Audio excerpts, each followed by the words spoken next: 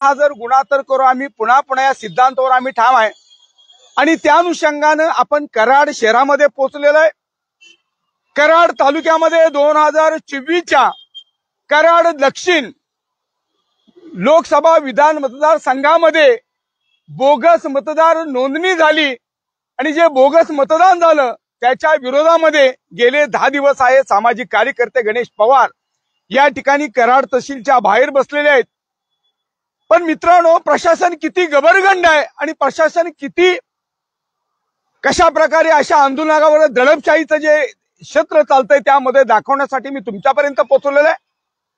मित्रांनो, ज्यावेळी एखादी अशी घटना घडते त्यावेळी नवकेसरीला तिथं पोहोचावं लागतं आणि त्या अनुषंगाने आम्ही कराड तालुक्यामध्ये आलेलो आहोत। कराड तालुक्यातील तहसील कार्यालयाच्या बाहेर गणेश पवार माझ्या बघत सामाजिक कार्यकर्ते आहेत। वेळोवेळी सातत्यानं जे बोगस मतदान झालेलं आहे त्याच्या विरोधामध्ये सातत्यानं अनेक आंदोलन पाहिली तरी देखील मात्र निबरगंड असणारं सरकार आणि त्यातले अधिकारी खऱ्या अर्थानं टीएन सेशनच्या नंतर मात्र हे संपूर्ण चेंज झालं आणि नक्की प्रकरण काय घडलेलं आहे ते आपण गणेश पवार माहिती। गणेशजी, आज 10 दिवस आपण इकडे आंदोलन करताय, या आंदोलनाच्या कार्यकालामध्ये कुठला अधिकारी आपल्याला भेटला?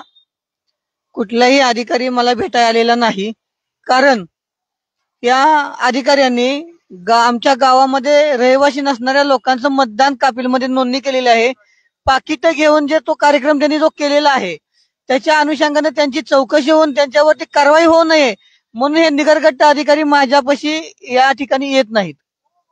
कापिल गोळेश्वर मध्ये असे किती बोगस मतदान झालेले?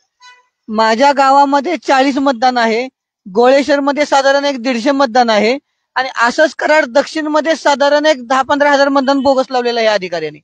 ज्या लोकांचं जे बोगस मतदान लावलेलं आहे अशा लोकांची प्रतिक्रिया काय? कारण मतदार राजाला हा अधिकार आहे मतदान देण्याचा, तरी पण तो त्यापासून वंचित झाला। तुम्हाला काय वाटतंय, त्यांचं काय मत आहे? सगळ्यांचं एकच मत आहे की ही प्रक्रिया चुकीची आहे।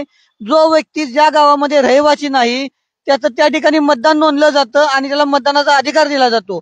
त्याचं पूर्वीच्या ठिकाणचं मतदान आहे ते सुद्धा कमी केलं जात नाही, तो त्या ठिकाणी करतो आणि ह्याही ठिकाणी करतोय। त्यामुळं हे संविधानाची पायमल्ली केल्यागत झालंय असं लोकांचं आणि माझंही म्हणणं आहे। मतदार राजा आपलं अमोल मतदार आहे, लोकांच्या पदरामध्ये घालतो। लोकप्रतिनिधी निवडून येतात आणि लोकप्रतिनिधी निवडून आल्यानंतर मात्र आपल्यासारख्या सामाजिक कार्यकर्त्याकडे लक्ष द्यायला वेळ नाही। आंदोलन जळते आणि कुत्रं पीठ खाते अशी अवस्था प्रशासनात? हा, तशीच अवस्था झालेली आहे। प्रशासनाला फक्त पाकिटं घेऊन त्यांची कामं करून प्रशासनाला अधिकाऱ्यांना काही लोकांचे फक्त तळवी चाटायचे आहेत आणि त्यांच्याकडे फक्त पाकिटं घ्यायचे आहेत। बाकी सामान्य लोकांना किंवा इथल्या मतदारांच्या वरती काय फरक पडतो, काय जाणवतो ह्याच्याशी त्यांना काही देणं घेणं नाही राहिलेलं। पाठीमागं सुद्धा आपण आंदोलन छेडलं होतं, त्यावेळी आपल्याला काय आश्वासन दिलं? पाठीमागं ह्या आंदोलनासंदर्भातच मी 9 दिवस अमरण उपोषण केलं होतं। त्यावेळी योग्य ती कार्यवाही करू असं मला आश्वासन दिलं होतं। त्या आश्वासनाच्या अनुषंगानं यांनी सुनावणी घेतली, त्यामध्ये या बोगस मतदारांची नावे कमी केली, परंतु नावे कमी करण्यासंदर्भातले आदेश झालेले आहेत। परंतु आता जी पंचायत समिती जिल्हा परिषदेची मतदार यादी प्रसिद्ध झाली त्या यादीमध्ये परत या लोकांची नावं आली। मग ह्या अधिकाऱ्यांनी नावे कमी करण्याचे आदेश जे पारित केले ते बोगस आहेत का? मग त्यांची प्रशासनाने दिलेले अधिकारी ह्यांचे आदेश डावलतात का? असा संभ्रमाचा प्रश्न निर्माण झाला आणि ह्यांच्यावरती योग्य ती कारवाई करावी म्हणून मी परत हे आंदोलन छेडलेलं आहे। काय वाटतं, हे जे प्रशासनातले अधिकारी आहेत किंवा जे बोगस मतदान प्रक्रियेतले जे अधिकारी आहेत, एक तर प्रश्न वेगळा असतो, जखम मांडीला आणि मलम शेंडीला लावायचं काम अधिकारी करतात? हो, तसंच होत आहे।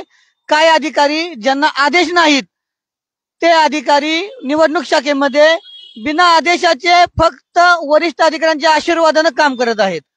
तसेच काही अधिकारी फक्त पुढाऱ्यांच्या सहानुभूतीसाठी आणि त्यांना इथली कुठलीही त्यांनी चुकीच्या कामाची चौकशी करू नये, त्यांची चौकशी लागू नये किंवा त्यांच्यावरती कुठली कारवाई होऊ नये म्हणून त्यांचं फक्त जोडे उचलण्याचे काम करीत आहेत।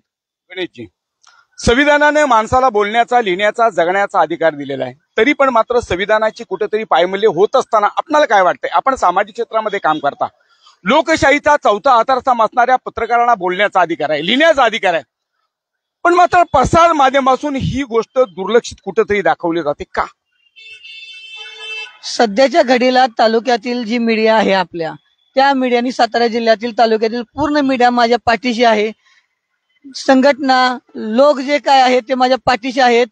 फक्त प्रशासन कुणाच्या तरी दबावाखाली आहे आणि त्या दबावामुळे प्रशासन इकडे लक्ष देत नाही आणि जे चुकीचं काम केलंय त्या चुकीच्या कामाला त्यांना शास्ती व्हावी यासाठी जे माझं आंदोलन सुरू आहे ते अंतिमपर्यंत हे आंदोलन माझं असं चोराला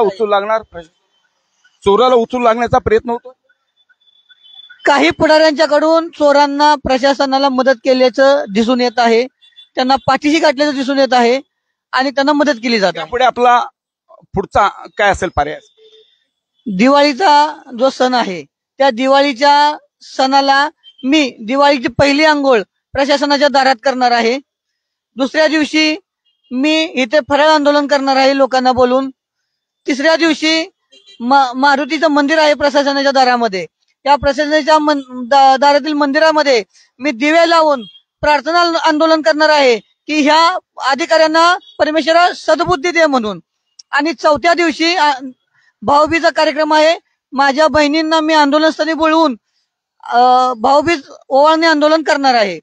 हे अशी माझ्या आंदोलनाची पार्श्वभूमी आहे. आणि दिवाळी झाल्यानंतर मी माझ्या आंदोलनाला तीव्रता देण्यासाठी अमरण उपोषण चालू करणार आहे. मित्रांनो, ज्यावेळी एखादा सामाजिक कार्यकर्ता समाजसेवेतल्या कामासाठी जर आंदोलन करतो त्याकडे प्रशासन गांभीर्य काय घेत नाही आणि म्हणून दिवाळीच्या ऐन तोंडावरती प्रशासनाला धारेवर धरण्यासाठी प्रशासनाचं लक्ष वेधण्यासाठी उघड्यावरती आंघोळ असेल.